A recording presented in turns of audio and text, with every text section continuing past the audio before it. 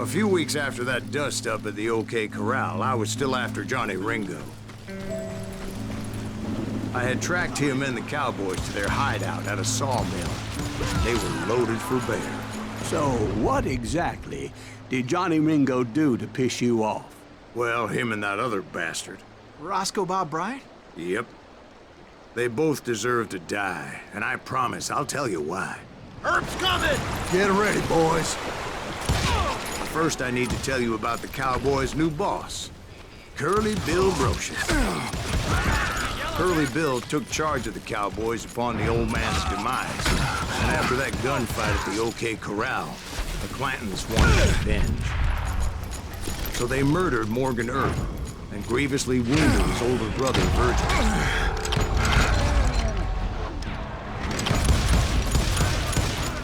Wyatt and Doc went on what became known as the Vendetta Ride, hunting those outlaws down. So when I showed up, that's who they thought I was.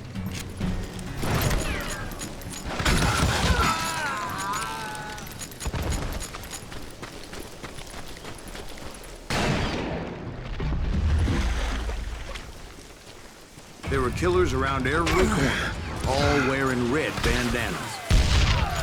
That's how the Cowboys identified each other, and I was beginning to wish I had one myself. But I wasn't about to let Ringo walk away unscathed, and that's what pulled me forward. They say that Ringo was infernally fast. I hardly saw anyone faster, boy. Certainly not Wyatt Earp.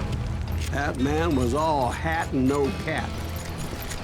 Earp wasn't much of a match for him, but Doc Holliday might have taken him. That Lunger should have kept his nose out of it. They never charged anyone for the murder of Morgan Earp. But everybody knew that Curly shot him in the back. That was common knowledge. Yeah, maybe so. But Ringo had nothing to do with it. He was just being loyal to a friend. Excuse me, sir. I have a question. What's that, Dwight? After old man Clanton died, why didn't his son take over the Cowboys? Because Ike Clanton was dumber than a box of rocks and a yellow belly to boot. Now, where was I? Taking down the entire cowboy gang single-handed. Indeed I was, Jack.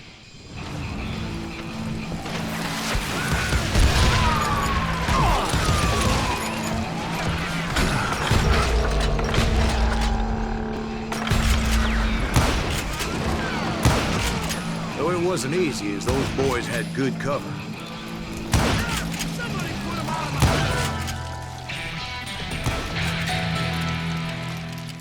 You can't hide from me.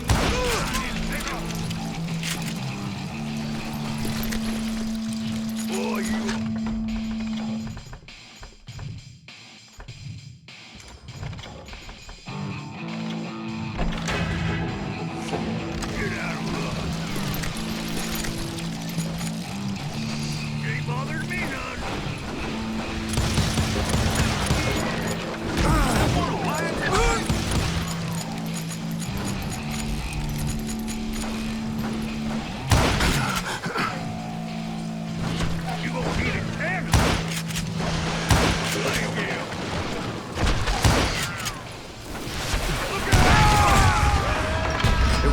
everywhere, piles of lumber, and God knows what else for people to hide behind. That really was one hell of a sawmill. Quite an impressive operation.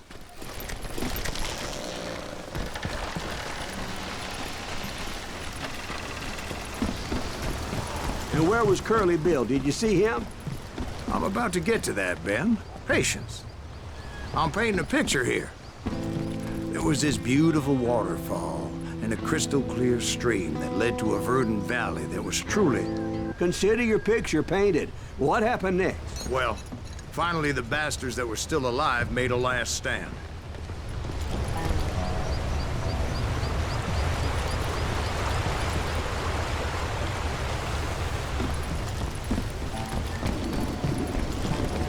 Curly Bill, Johnny Ringo, and his compadres took off into the lumber yard, and I followed after.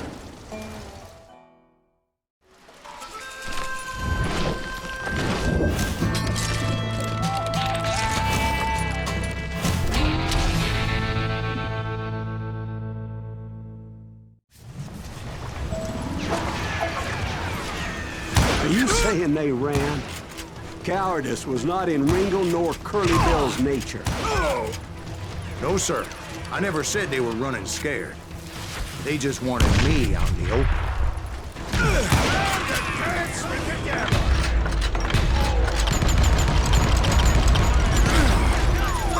That son of a bitch send you to kill me? I like a scared little puppy. Hey!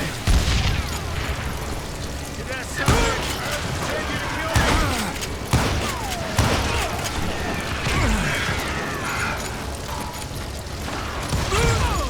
You asshole!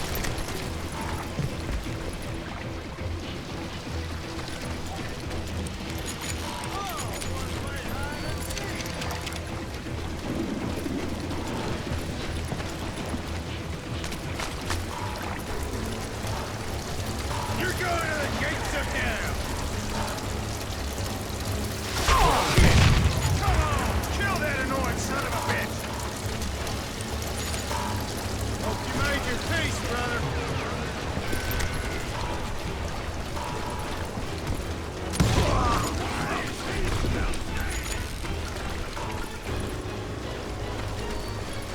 can't hide forever, boy.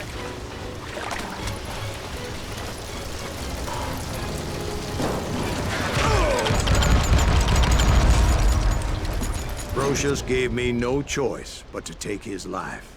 But Ringo was nowhere to be found. I knew you didn't kill Ringo, because he was found dead in a different location altogether. To this day, his killer is still unknown. Indeed. Took me a few months before I finally tracked his ass to West Turkey Creek Canyon.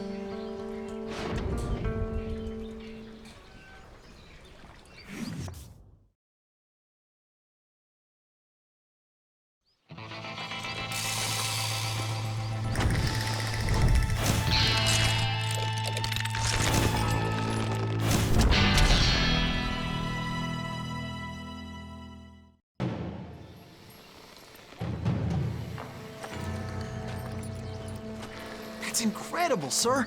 I always thought that Doc Holliday was the one that killed him.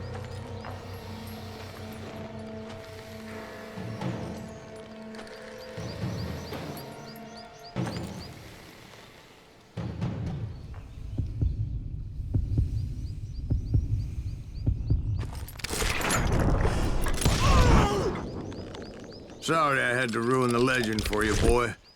But the legend ain't always true. Doc Holliday had nothing to do with the death of Johnny Ringo.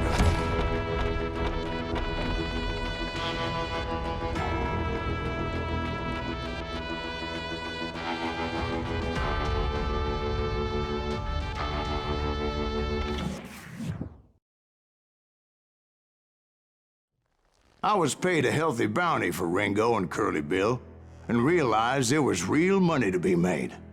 That's why I went after Henry Plummer.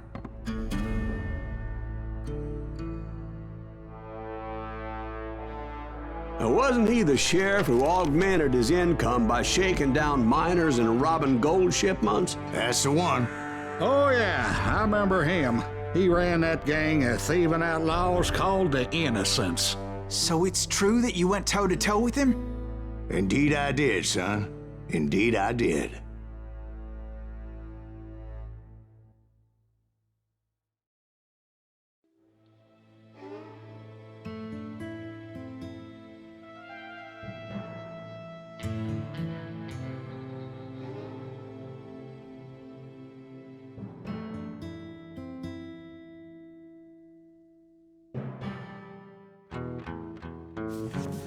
I knew I needed resources if I was going to track down Roscoe Bob Bryant, and hunting Plummer looked like a good way to get rich quick. As the local vigilantes exposed him as the leader of the bandits, and put a generous price on his head. Plummer rallied his gang to plunder one last gold mine before making their escape, and that's where I thought I'd find him. Close to all these goddamn barrels of gunpowder. Why would you be nervous? No one has the cojones to come after us. plums, you don't light up a smoke. As my late father pointed out to me more than once, God made men. Samuel Colt made them equal.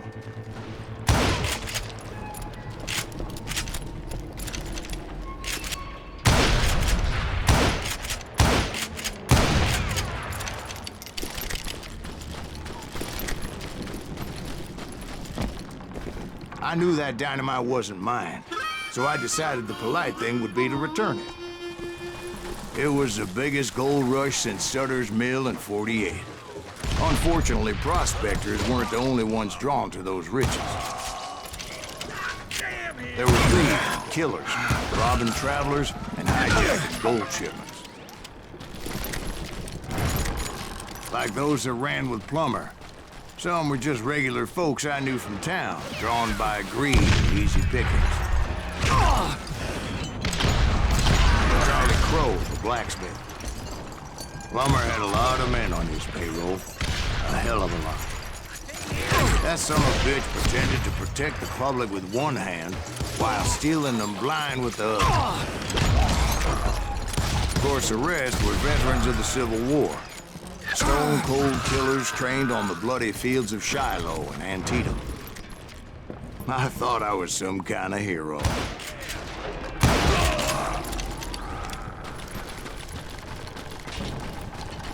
I finally made it past and headed on to meet my destiny.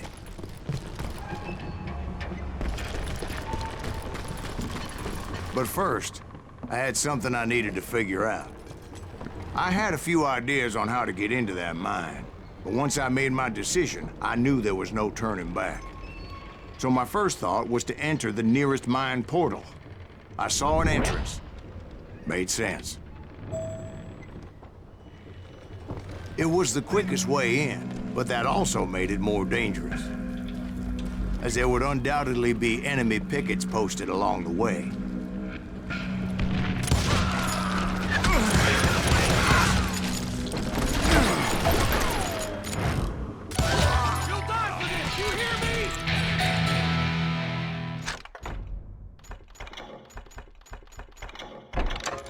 You can run!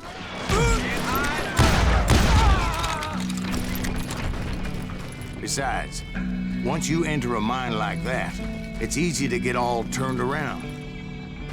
And that confusing maze of corridors wouldn't even be the worst thing. Some of those shafts could be as deep as hell. A single stumble or misstep can easily end in a deadly plunge to oblivion.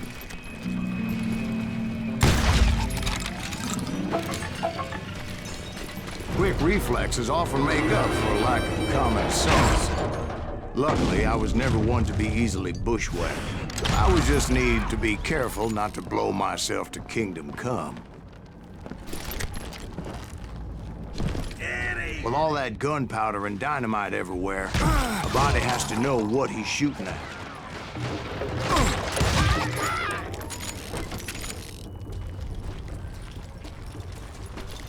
One wrong bullet could have turned that mine into a dad-blasted tomb.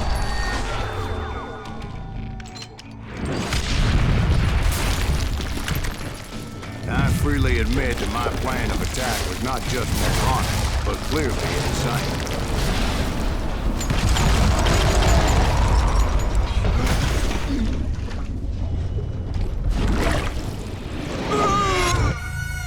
It's a good thing that I abandoned that ridiculous plan before I even tried it.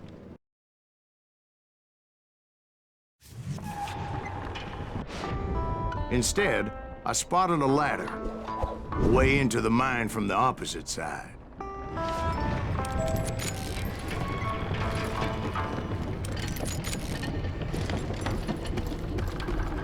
It was a long way around, but that approach seemed more sensible at the time. Of course, being I had a problem with heights, that scaffolding scared the bejesus out of me.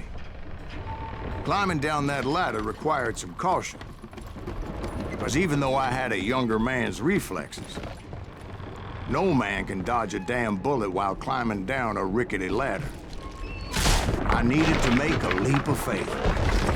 I was determined not to give up, however. As Sheriff Plummer seemed quite a despicable character.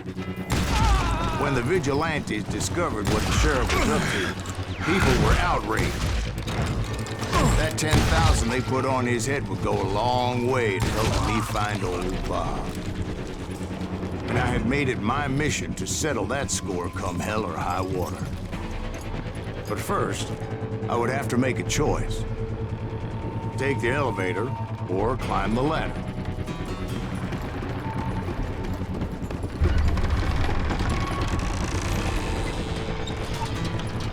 I wanted to use the element of surprise.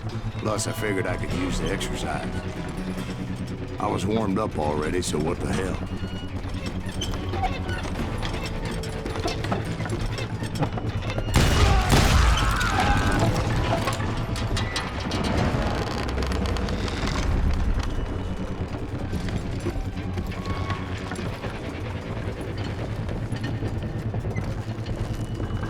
Plummer was a mad dog killer, and the people of Nevada City deserved better. Nevada City? Well, I thought Plummer met his maker in Bannock, Montana. Right, well, he was the sheriff of both places at one time or another, but that's neither here nor there. The point was, taking him down would save a lot of lives, including my own.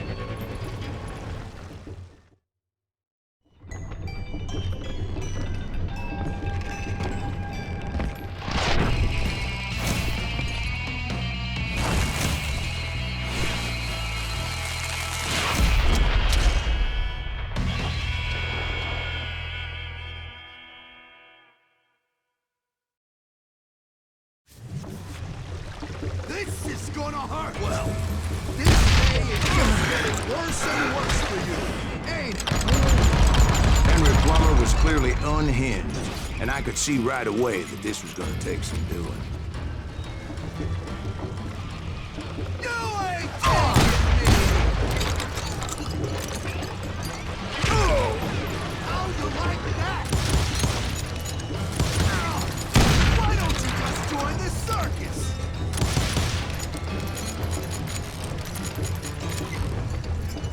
I can shoot too! I need some help here! Come on, boys! Take this cocksucker out!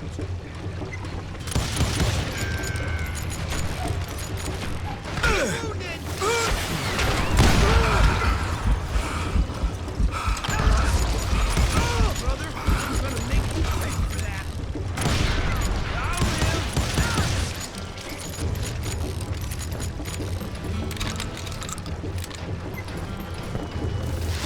I got a lot more dynamite than you!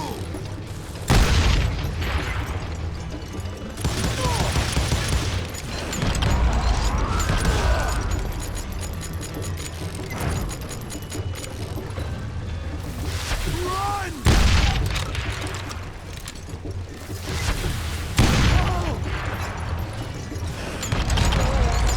Good boy! Just kill him! No blood money for you today! So that's how Henry Plummer died. Him and his crew were worth their weight in gold. And now, I was officially a bounty hunter.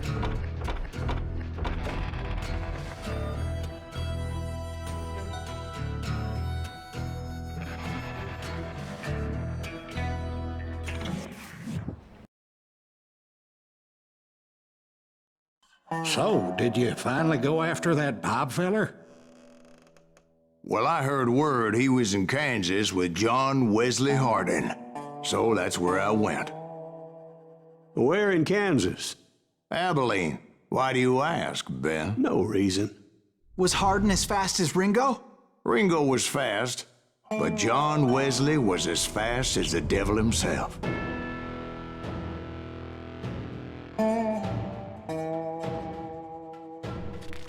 Hell, he killed his first man at 15. From that day forward, he had a price on his head and wouldn't back down for nobody, not even Wild Bill Hickok himself.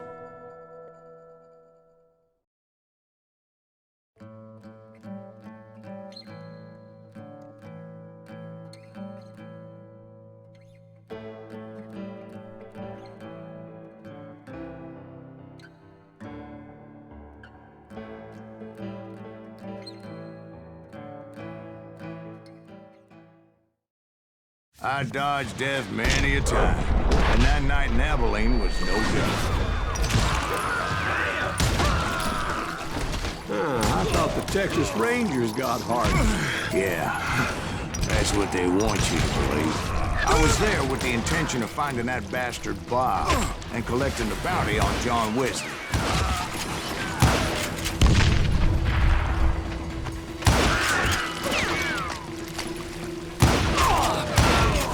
It was cold in a witch's tit and a brass bra that night as I fought my way past his loyal compadres to the very same saloon we're sitting in today. Look around and imagine this place painted in blood. Hardin was waiting for me, and...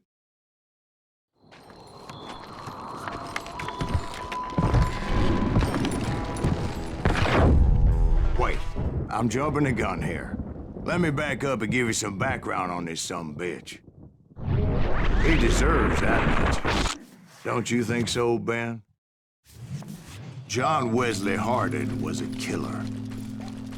By the end, he confessed to taking the lives of 42 men. He was a bona fide folk hero by then, and had amassed a gang of armed miscreants and other assorted thugs. He and his men set up camp outside of town, and I was hoping Bob was among them. Shit, it's cold. Shoot that son of a bitch! They didn't ask why I was there. They knew. As most of them were wanted as well. I had to spill a lot of blood to find out Hardin wasn't in that camp. He was carousing in town with his closest friends. Hardin's boys apparently didn't want me to reach the Bull's Head. Some were hightailing it into town to inform their jefe of my unwelcome presence. I wondered if Bob was among them. Let the boys know we got another law dog. Keep missing.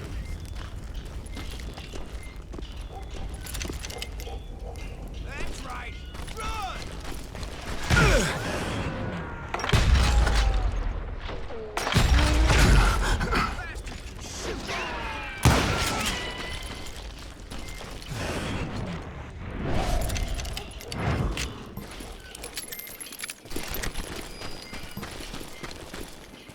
And I steeled myself for the fight ahead. For as good as I was, deep down I wondered if John Wesley wasn't just a little bit better.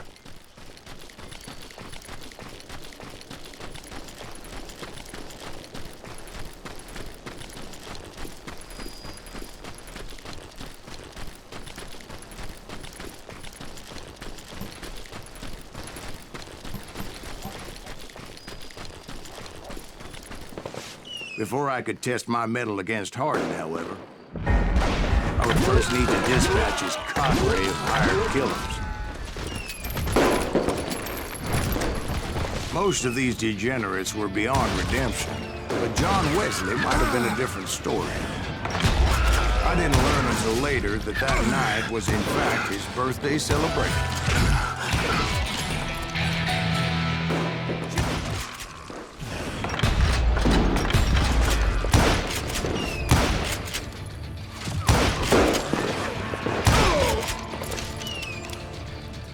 I think I already mentioned that I found Hardin in this very saloon.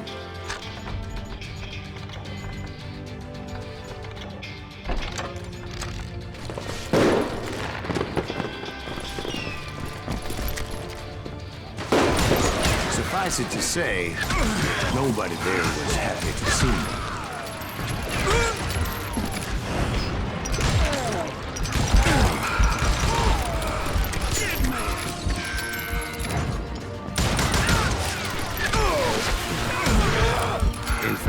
I felt a certain hostility.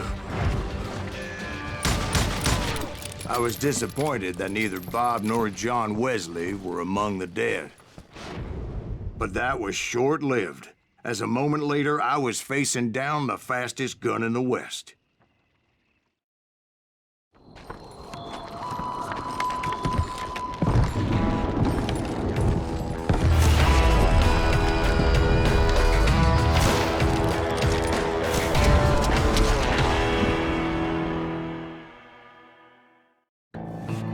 I felt a bolt of adrenaline. Or maybe that was fear.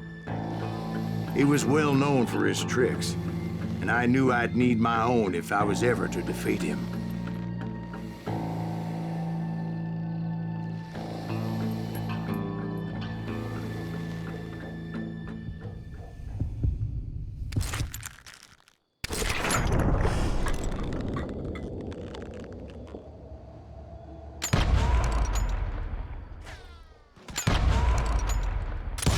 That man was faster than greased lightning. But being inebriated as he was, he didn't count his shots. And now, he was at my mercy. So he didn't die? No, I sent him to prison. Years later, after he was free, some restless avenger took his life. Shot him in the back in a saloon just like this one. Anybody up for another beer? Ben?